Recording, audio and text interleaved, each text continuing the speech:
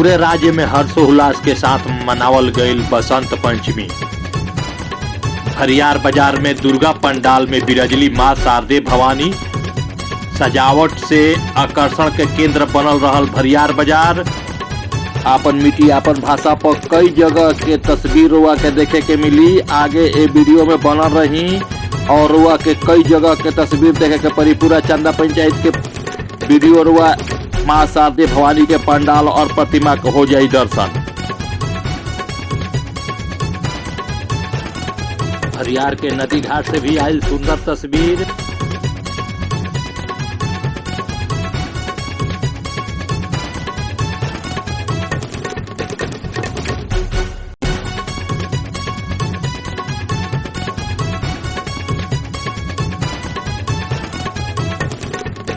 अबीर गुलाल चढ़ा के भइल मां शारदे भवानी के पूजा।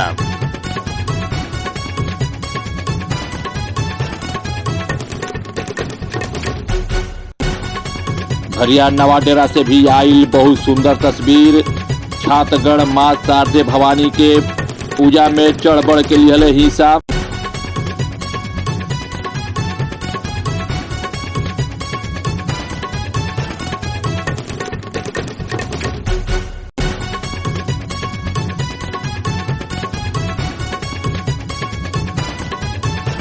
सरस्वती पंडाल में कई जगह दिखल गई गणतंत्र दिवस के झलकी। राष्ट्रीय ध्वज भी लहरात दिखाई दिलस पंडाल के अंदर। राम के नाम कीर्तन के साथ भइल मां ज्ञान देवी के पूजा। नौ हिंद क्लब भरियार के द्वारा भइल 24 घंटा के महाहर कीर्तन।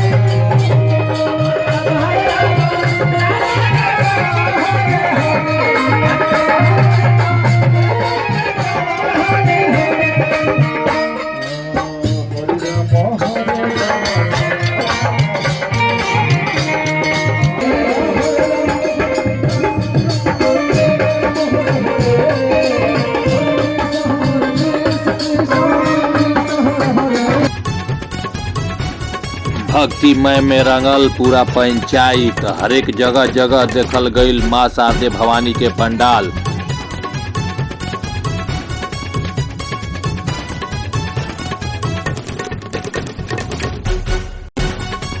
आज से हो जाला होली के शुरुआत। कई जगह पर पारंपरिक गीत गा के होली के कई लोग शुरुआत।